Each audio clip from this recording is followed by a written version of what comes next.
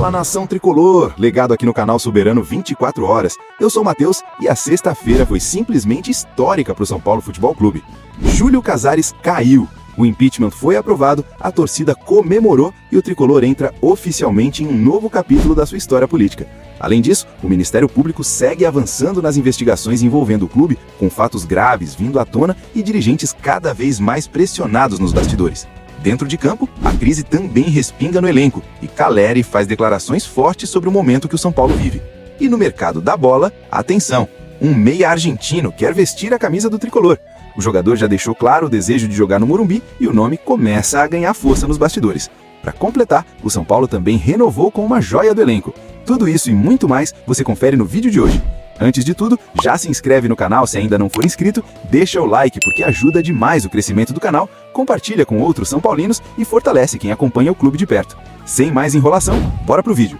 Essa sexta-feira foi um dia que vai ficar marcado na história recente do São Paulo Futebol Clube. Júlio Casares caiu. O presidente foi impeachmentado pelo Conselho Deliberativo e a notícia se espalhou rápido entre os torcedores. Assim que o resultado começou a circular, muita gente comemorou, teve reação imediata nas redes sociais e até em frente ao clube. Isso mostra bem o tamanho da insatisfação que já vinha se acumulando há muito tempo. Já era a hora. Sinceramente, como torcedor e como alguém que acompanha o São Paulo de perto, esse momento precisava chegar. O que vinha acontecendo nos últimos anos não era só erro pontual, era uma gestão que vinha degradando o São Paulo Futebol Clube, enfraquecendo o clube dentro e fora de campo, acumulando crises, desconfiança e afastando o torcedor. O São Paulo estava sendo maltratado institucionalmente. Esse afastamento de Júlio Casares representa sim um alívio. Não resolve tudo, mas atinge o maior problema, que era a condução do clube. Agora a esperança é que a limpa comece de verdade, que já começou pelo topo, e que os outros problemas sejam enfrentados com seriedade, transparência e respeito à história do tricolor. Depois desse impacto inicial, é importante explicar exatamente o que aconteceu. O impeachment aprovado pelo Conselho não tira Júlio Casares de forma definitiva neste primeiro momento, mas afasta o presidente por um período inicial de 30 dias, conforme prevê o Estatuto do São Paulo. Esse afastamento é justamente para que todo o processo siga seu rito, com análise dos fatos, desdobramentos políticos e definição dos próximos passos dentro do clube. A sessão do Conselho Deliberativo aconteceu na sexta-feira, começou por volta das 18h30 e se estendeu até aproximadamente 20 horas. Ao todo, 223 conselheiros estavam aptos a votar. Desses, 168 participaram presencialmente, enquanto outros conselheiros votaram de forma online, inclusive nomes importantes que não estavam em São Paulo naquele momento. A votação foi secreta, o que sempre gera bastidores e especulações e leituras políticas, mas o resultado foi bastante expressivo. 188 conselheiros votaram a favor do impeachment de Júlio Casares. Cerca de 43 a 45 votaram contra, além de alguns votos em branco e abstenções. Inclusive, chama a atenção o fato de que dois nomes relevantes não votaram: Carlos Belmonte e Nelson Ferreira, o Nelsinho, ex-diretor de futebol do clube, e que também é alvo de investigação. Há ainda a confirmação de que o conselheiro Temes optou pelo voto em branco. Tudo isso ajuda a entender o cenário político interno e quem de fato se posicionou ou preferiu se manter distante dessa decisão histórica. Antes do resultado final, Júlio Casares tentou se defender. Ele falou por cerca de 30 minutos no conselho, num discurso bastante carregado emocionalmente. Alegou perseguição política, disse que estava sendo vítima de uma articulação para derrubá-lo, citou reportagens de jornalistas como Jorge Nicola e Marília Ruiz, afirmou que áudios divulgados haviam sido comprados e que tudo fazia parte de um plano contra a sua imagem. Casares também falou em ameaças, inclusive à família, em linchada virtual, desgaste emocional e problemas de saúde. O grande ponto, e isso foi muito comentado nos bastidores, é que a defesa de Casares não apresentou provas concretas. Não houve documentos, registros ou evidências que desmontassem as acusações feitas contra ele. Para muitos conselheiros, foi um discurso mais emocional do que técnico, o que acabou pesando bastante no resultado final. A sensação é que naquele momento, o conselho já estava decidido. Com o afastamento de Júlio Casares, quem assume a presidência do São Paulo é Arrim Assis Júnior. Ele passa a comandar o clube nesse período inicial de transição. Arrim Assis tem 80 anos, é um nome muito conhecido internamente, com longa trajetória dentro do São Paulo e também é empresário, dono de uma rede de hotelaria e de estacionamentos. É alguém que não surge agora, não é um aventureiro, e sempre foi visto como uma figura respeitada dentro da política do clube. Arrim não era inicialmente um nome que buscava a presidência, mas acabou assumindo por força das circunstâncias. A leitura interna é que ele entra justamente para tentar pacificar o São Paulo, colocar ordem na casa e conduzir o clube até o fim do ano, quando um novo processo eleitoral deve acontecer. A expectativa é de uma gestão mais tranquila, sem arroubos, sem decisões precipitadas, mas com firmeza para lidar com o que precisa ser enfrentado. E o que precisa ser enfrentado não é pouca coisa. A queda de Júlio Casares é vista por muitos como apenas o primeiro passo. Existe um entendimento claro de que o São Paulo precisa passar por uma limpeza mais profunda. com apuração de responsabilidades, auditoria de contratos e punição a quem cometeu irregularidades. Há inclusive 2 pessoas que já são apontadas como comprovadamente envolvidas em ilegalidades, que devem responder tanto na esfera criminal quanto no próprio Conselho Deliberativo, podendo inclusive ser expulsas do quadro associativo. Dentro desse contexto, a RIMACIS tende a adotar uma postura de cautela. A ideia não é chegar promovendo mudanças radicais no futebol, no elenco ou na comissão técnica de forma imediata. Primeiro, ele quer entender o cenário real do clube, situação financeira, folha salarial, contratos vigentes, gastos excessivos e setores inchados. Só depois disso é que decisões mais duras devem ser tomadas. Politicamente, a missão principal é esfriar os ânimos. O São Paulo vinha vivendo um ambiente de guerra interna há anos, com disputas de poder, vazamentos e instabilidade constante. A expectativa é que a RIMACIS consiga, ao menos, devolver um mínimo de normalidade institucional ao clube nesse período de transição.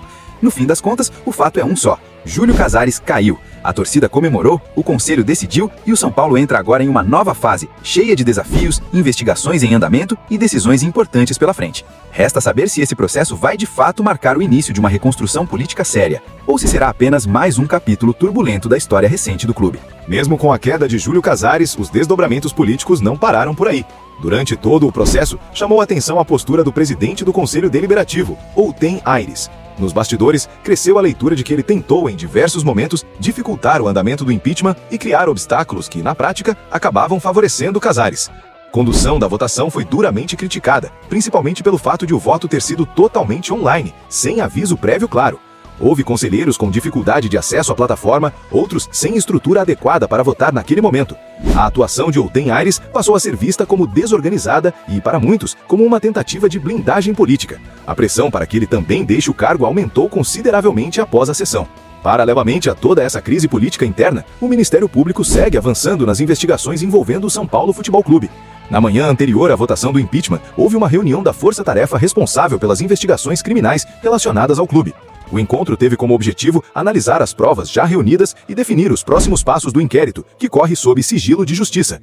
Embora não haja detalhes oficiais divulgados, apurações apontam que estão sendo investigadas movimentações financeiras relevantes, com valores que somam cerca de 11 milhões de reais ao longo dos últimos anos, além do recebimento de aproximadamente R$1,5 milhão em dinheiro vivo, depósitos atribuídos a Júlio Casares e todo o caso envolvendo o camarote do Morumbi, conhecido como caso Open Air. Além disso, o Ministério Público também abriu uma nova investigação relacionada ao estádio do Morumbi, desta vez focada em falhas no atendimento a pessoas com deficiência durante eventos.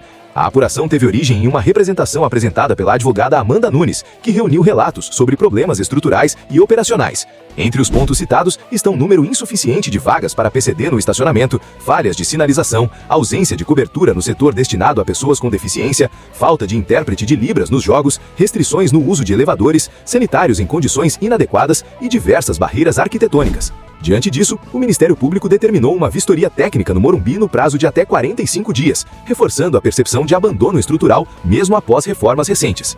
Em meio a esse cenário conturbado fora de campo, o elenco tenta seguir trabalhando.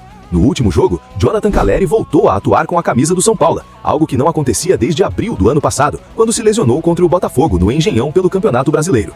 A volta do atacante foi muito comemorada pela torcida no Morumbi, especialmente no momento em que ele foi chamado por Crespo ainda durante o aquecimento. Após a partida, Calleri falou abertamente sobre o impacto da crise política no ambiente do elenco. Ele reconheceu que as questões extracampo acabam refletindo, mas destacou a importância de blindar os jogadores. Segundo o argentino, cabe à comissão técnica e aos líderes proteger o grupo para que o foco seja o futebol. Calleri afirmou que o São Paulo mostrou estar vivo, que os jogadores querem levar o clube para frente e que o que acontece fora das 4 linhas foge do controle deles.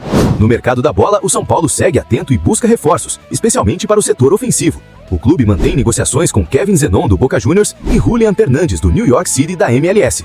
Ambas as tratativas são por empréstimo e são consideradas complicadas neste momento, tanto pelo modelo de negócio quanto pelas exigências dos clubes envolvidos. Além desses nomes, surge a bola da vez, Julian Palacios. O jogador tem 26 anos, é argentino, pertence à União Santa Fé e tem contrato até o fim da temporada. Atua como meia armador, mas também pode jogar pelos 2 lados do campo. Seu valor de mercado, segundo o Transfer Market, gira em torno de €1 milhão. Palacios já passou pelo futebol brasileiro e teve destaque em uma boa atuação pelo Goiás contra o próprio São Paulo, na Serrinha. O jogador deseja vestir a camisa do tricolor, vê essa possibilidade como um passo importante na carreira, e esse interesse já chegou à comissão técnica e à diretoria, que passaram a monitorar a situação, embora ainda não exista proposta oficial. Nos bastidores, permanece a sensação de que o São Paulo muitas vezes perde oportunidades por lentidão nas decisões. Pelo perfil técnico e pelo custo envolvido, Julián Palacios é visto como uma peça que poderia agregar ao elenco atual. E o São Paulo segue a preparação para o clássico deste domingo, contra o Corinthians, às 16 horas na Neoquímica Arena, pela terceira rodada do Campeonato Paulista. O tricolor chega para o Majestoso com 3 pontos conquistados, depois da derrota na estreia para o Mirassol e da vitória por 1-0 sobre o São Bernardo na última rodada, resultado que deu mais tranquilidade ao elenco e à comissão técnica. Nos últimos 5 confrontos entre as equipes, o equilíbrio tem sido grande. Foram 3 vitórias do São Paulo, 1 empate e apenas 1 vitória do Corinthians, o que aumenta ainda mais a expectativa do torcedor tricolor para esse clássico. O técnico Hernan Crespo ainda convive com algumas dúvidas importantes. Rian Francisco, André Silva e Luan seguem no departamento médico e não devem ter condições de jogo. Já a situação de Enzo Dias ainda é monitorada internamente, com reavaliações antes da partida. Por outro lado, Crespo tem à disposição peças importantes do elenco, como Luciano, Lucas e Caleri, que podem ser decisivos em um jogo desse tamanho. Justamente por conta dessas indefinições físicas e do início de temporada, a escalação do São Paulo ainda é tratada como uma incógnita. A tendência é que a comissão técnica utilize uma base próxima da equipe que venceu o São Bernardo, mas ajustes podem acontecer até momentos antes da partida, dependendo das respostas nos treinos e das avaliações médicas. Do outro lado, o Corinthians vem de uma derrota pesada para o Red Bull Bragantino, depois de ter estreado com vitória, o que aumenta a pressão sobre o rival para o clássico. Mesmo assim, o foco do São Paulo segue sendo exclusivamente a própria preparação, buscando consistência, intensidade e evolução coletiva nesse início de trabalho com Crespo.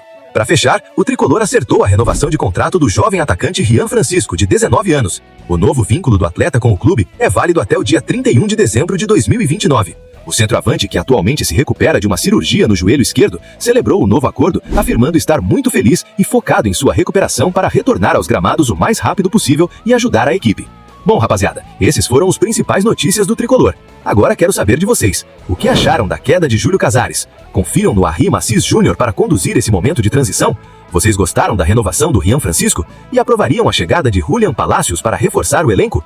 Qual o palpite de vocês para o Majestoso de amanhã?